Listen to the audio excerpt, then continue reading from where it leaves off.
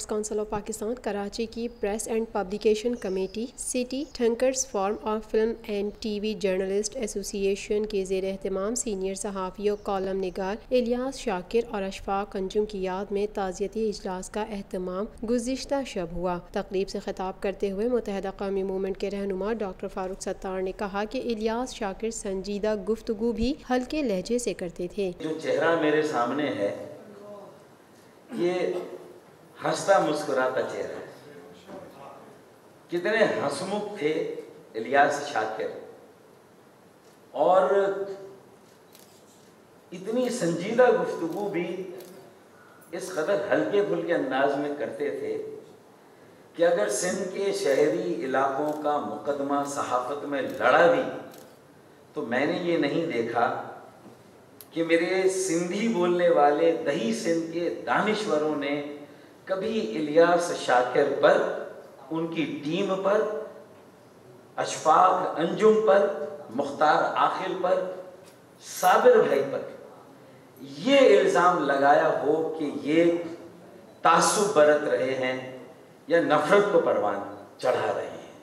निज़ाम Mustafa party के सरबराह हाजी हनीफ तैयब ने कहा कि इलियास शाकिर जब भी किसी से मिलते तो इज्जत और एहतराम का खास ख्याल रखते थे। जब हैदराबाद में दोनों थे, मुख्तार आकिल और इलियास शाकिर, तो मेरा भी हैदराबाद में आना जाना बहुत होता था।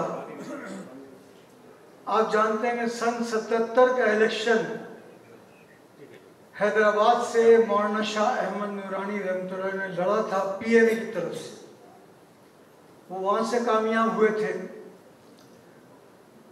तो जब मैं जाता तो इनसे ज़रूर मुलाकात होती और इन दोनों ने भी उस अजीम काम के सिलसिले में हमारी हमेशा रहनुमाई की। हैदराबाद कौमी अखबार के हवाले से पहले भी हैदराबाद से इन हजरात से रब्ता था और हैदराबाद ने अच्छे बड़े बड़े लोग पैदा किए। आर्ट्स काउंसिल कराची के सदर मोहम्मद अहमद शाह ने कहा कि इलियास शाकिर एक ईमानदार शख्स थे। उन्होंने कौमी अखबार की तरक्की के लिए दिन रात मेहनत की। मेरी उनसे मुलाकात प्रेस क्लब में होती थी क्योंकि आर्ट्स काउंसिल से पहले मैं प्रेस क्लब में मुस्तकिल बैठता था।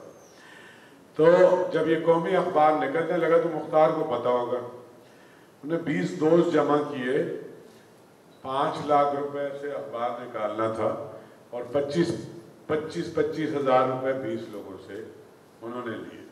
उसमें मैं शामिल था। पहले दिन पहला आदमी जिसने 25 हज़ार रुपये उसमें कंट्रीब्यूट किए थे। ये 2-4 साल गुजर गए, दोस्त पैसे लेते भी हैं, कभी लौटाते भी नहीं है, मरवजा रिवायत है। और फिर अखबार इतना बड़ा हो गया, 3-4 साल बाद इनका मुझे या 5 साल या 8 साल बाद एक दिन फ़ोन आया। मैं अस्करी 3 में रहता, तो वो कहने शाह साहब आप कहाँ हैं? मैंने कहा मैं कहीं बाहर था। तो कहले आप घर कब जाएंगे? मैंने कहा आप बताओ, मैं तुम्हारे दफ्तर आ जाता हूँ। कहे नहीं, मैं आपके घर आना चाहता हूँ। तो मैंने कहा मैं पता नहीं रात 10 बजे 11 बजे जब जाऊँ मैं। तो ये रात को मेरे घर आए, बेटे तुम्हारे जो वालिद थे वो इतने ऑनेस्ट आदमी थे, ये मैं तुम्हें बता रहा हूँ। वो आए तो मैंने कहा चाय वाय पिए, खैरियत है? तो कहले नहीं, यहाँ से घर से पैसे लेके गया था मैं तुमसे, तो मैं इसलिए आया हूँ कि मैं घर पे आके पैसे लौटाऊँ। वो 25 हज़ार रुपया उन्होंने वापस किया। इलियास शाकिर की साहबजादी सदफ इलियास शाकिर ने कहा कि उनके वालिद एक मुखलिस इंसान थे। उन्होंने हमेशा सबका साथ दिया। उनका अधूरा मिशन जो उन्होंने जुल्म के खिलाफ आवाज़ उठाई, वो अब हम सब की जिम्मेदारी है कि हम उसे आगे बढ़ाएं। वो एक बहुत अच्छे मुखलिस इंसान थे। वो एक ऐसे इंसान थे जो हर किसी की मुश्किल में उनके काम आते थे और कभी उन्होंने किसी का साथ नहीं छोड़ा। जब ज़रूरत होती थी वो होते थे। हमारे लिए उन्होंने जितना किया है, मैं उनका जितना शुक्रिया अदा करना चाहूँ वो कम होगा। इलियास शाकिर और अशफाक अंजुम के नाम पे जो आप तमाम लोग आज तशरीफ़ लाए, ये हाज़िरी उन प्रोग्रामों उन जलसों से बहुत ज़्यादा है। इससे अंदाज़ा होता है कि जिसे मकर्रीन ने इससे पहले